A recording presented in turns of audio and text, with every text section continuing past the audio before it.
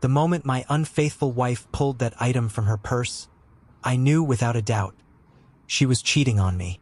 But just a few days later, my cousin reached out with an idea that was both ruthless and calculated. "Buddy, I've got some bad news," he said. "But I also know a way we can get even brutally without ever stepping foot in a jail cell." What happened after that? Well, let's just say it was the kind of payback most people only dream of. Looking back, I should have caught on sooner.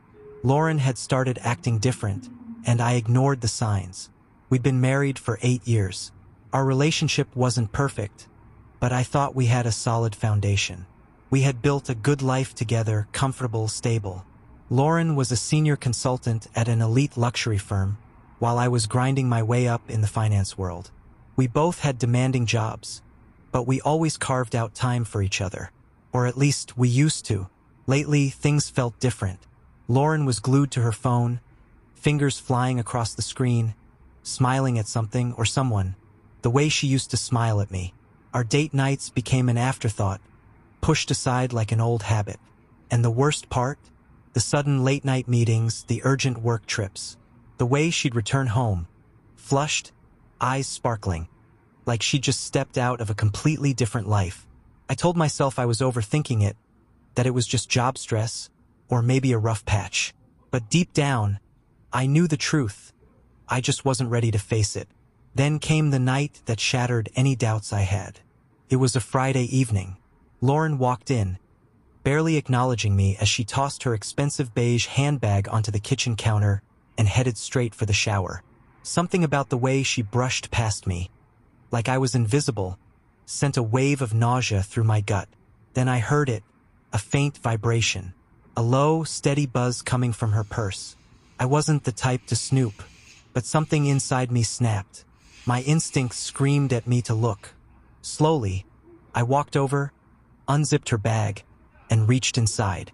My fingers grazed against something small and smooth, a sleek black box. At first, I assumed it was just another makeup case or perfume bottle. But then I flipped it over. The logo on the back made my blood run cold. Van Cleef & Arpels, a luxury jewelry brand. I opened it. Nestled inside was an elegant gold bracelet. Exactly the kind of thing Lauren would adore. But what truly made my stomach drop was the engraving on the inside. "For my beautiful E, always yours, B." For a second, my brain refused to process what I was seeing. My chest tightened. My pulse thundered in my ears. B. Who the hell was B?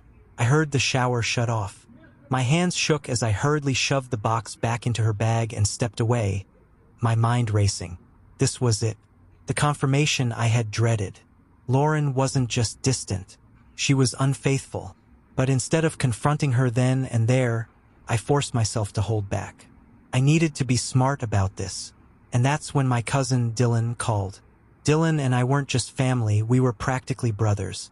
He worked in private security, which meant he had access to information that most people couldn't get their hands on. The second I answered, his voice was tense. "Listen, I wasn't sure whether to tell you this, but you need to hear it. Lauren, she's cheating on you. And it's not just some random guy." I clenched my jaw. "Who?" He sighed. "Her boss, Brandon Caldwell." A sick feeling settled in my stomach. Brandon Caldwell, CEO of Lauren's firm. A smug, well-groomed executive in his late 40s. A married man with kids. A man whose name constantly floated around in whispers about affairs with younger women in his company. I gritted my teeth. "How do you know?" "Because," Dylan said, "one of my clients happens to be working for Brandon's wife. She hired a private investigator to track him. Your wife is just one of his many flings." My grip on the phone tightened. "But here's the thing," Dylan continued. "Brandon isn't just unfaithful, he's reckless. And that's going to be his downfall." A strange calm settled over me. "What exactly are you getting at?" Dylan let out a dark chuckle. "We're going to take him down. And we're going to make sure Lauren never forgets what she did to you." And just like that, the plan for revenge was set in motion. For the next few days, Dylan and I gathered everything we could. Lauren's work schedule, the nights she stayed late, her so-called business trips. We tracked Brandon's routines, the places he went after hours, the hotels he liked, the people he met. We collected digital evidence, texts, call logs, GPS pings, anything that confirmed what we already knew. Then we set the trap. If Lauren wanted to lead a double life, we were going to make sure she had a front row seat to its destruction. Brandon had a preferred spot, a high-end hotel in the city, where he took his mistresses. Using a few well-placed connections, Dylan managed to secure access to the penthouse suite next to Brandon's usual room. The plan was simple. Lauren had told me she had an important business meeting on Friday night. I already knew exactly what that meant, so I played along, acting as if nothing was wrong. That morning, I kissed her goodbye, watched her drive off, completely unaware that her world was about to collapse. That night, Dylan and I got into position. Hidden cameras had been set up in Brandon's suite, not just to catch them red-handed, but to stream their betrayal live to the right people. As Lauren and Brandon met at the hotel, laughing, drinking, lost in each other, their private moment was being broadcasted in real time. To Brandon's wife, to his board members, to Lauren's closest colleagues. But that was just the beginning. Right when things started heating up, Dylan picked up his phone and made the call that would change everything. A hotel staff member, who was in on our plan, knocked firmly on Brandon's door. "Sir, we've received a security complaint. I need you to step outside immediately." Brandon, startled, quickly wrapped himself in a robe and yanked the door open, only to come face to face with his enraged wife. And she wasn't alone. Standing behind her were two members of his company's board. Lauren, still half-dressed, froze in place, her expression a mixture of shock and sheer terror. And just when she thought the nightmare couldn't get any worse, I walked in, her face turned ghostly white. "Ryan," she breathed, barely able to get the word out. I met her wide, panicked eyes with nothing but cold detachment. Surprised to see me? Her hands trembled as she scrambled to cover herself with the silk sheets, stammering, grasping for some kind of excuse. But there was nothing she could say that would fix this. The reckoning had arrived. Lauren stood paralyzed, gripping the bed covers as if they were the only thing keeping her upright. "Ryan, this isn't what it looks like," she whispered. I almost laughed. The sheer audacity. Behind me, Olivia, Brandon's wife, stepped into the room like a storm rolling in. But she wasn't crying. She wasn't screaming. She was smiling. And somehow that was far more terrifying. "Brandon," she said smoothly, her voice sharper than a blade. "How do you think the board is going to react when they see this?" She tilted her phone, revealing the ongoing live stream. Every shareholder, every executive, every board member, all watching in real time. Brandon's face drained of all color. He opened his mouth, maybe to stutter out an excuse, but Vanessa silenced him with a raised hand. "No, no, darling. I don't want to hear it," she said with a wicked glint in her eye. "I've been waiting for this moment. The moment you'd screw up so catastrophically that you'd hand me everything on a silver platter. And guess what? Now I own you." Brandon barely had time to react before the suite door swung open again. Two men in suits entered, private security, courtesy of Olivia's firm. "Sir," one of them said firmly, "Mrs. Davenport has instructed us to escort you off the premises. Your belongings have already been removed from your home." Brandon's face crumbled. "Olivia, please." "Oh, don't beg, Brandon," she scoffed. "It's just so pathetic." Then, she turned to me with an amused smirk. "This divorce is going to be messy," she said. "But don't worry, I'll make sure it's public."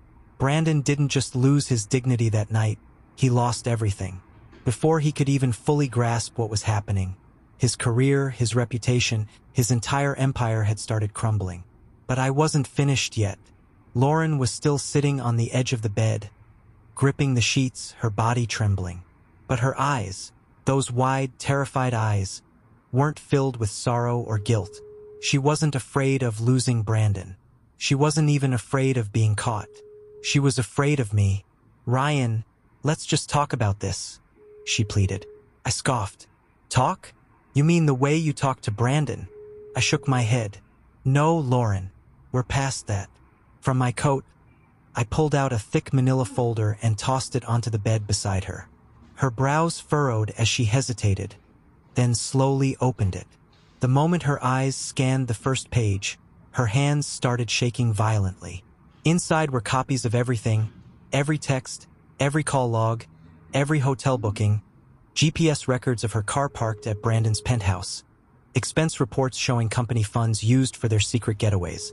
Lauren let out a sharp breath, her face twisting in horror. How did you? I have my ways, I said simply. But what really matters, I continued, is that Vanessa has copies too, and she's already forwarding them to Brandon's corporate lawyers.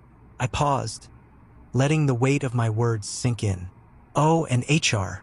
Her eyes snapped up, wide with panic. Because, I added, last I checked, sleeping with the CEO while getting 3 promotions in a year? That's a serious ethics violation. Her breath hitched. Ryan, no. This could ruin me. I smiled. Oh, I know. Brandon and Lauren weren't just exposed privately. That would have been far too merciful.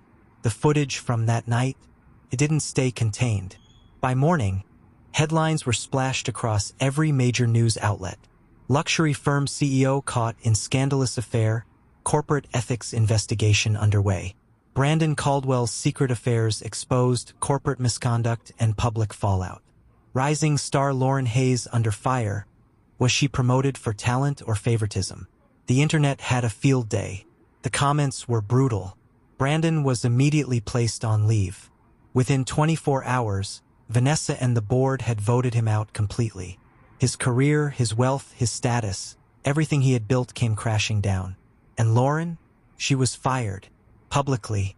The company issued a statement condemning her unethical conduct. No other luxury brand would touch her after that. The career she had built, at my expense, was reduced to nothing but ashes. 1 week later, I was sitting in my favorite cafe, sipping my coffee, finally able to breathe freely. For the first time in years, I felt light, untethered, free. Then my phone buzzed. Lauren. I watched the screen as it rang, and rang. Then a text popped up. Lauren, Ryan, please, can we talk? I chuckled, then deleted it. A second later, another message arrived from Olivia. Olivia, cheers to victory. Let's have dinner soon. I smiled. That woman was ruthless. I had to respect it. As I stepped out of the cafe, inhaling the crisp morning air, something settled deep in my chest. Peace. No more lies. No more betrayal. No more second-guessing the woman I once loved, wondering if she was out there tearing my world apart behind my back. Lauren and Brandon had gotten exactly what they deserved. And me? I walked away and never looked back. Betrayal is a lesson. Revenge is an art. And freedom? That's the masterpiece. Thank you for watching. Don't forget to subscribe and like.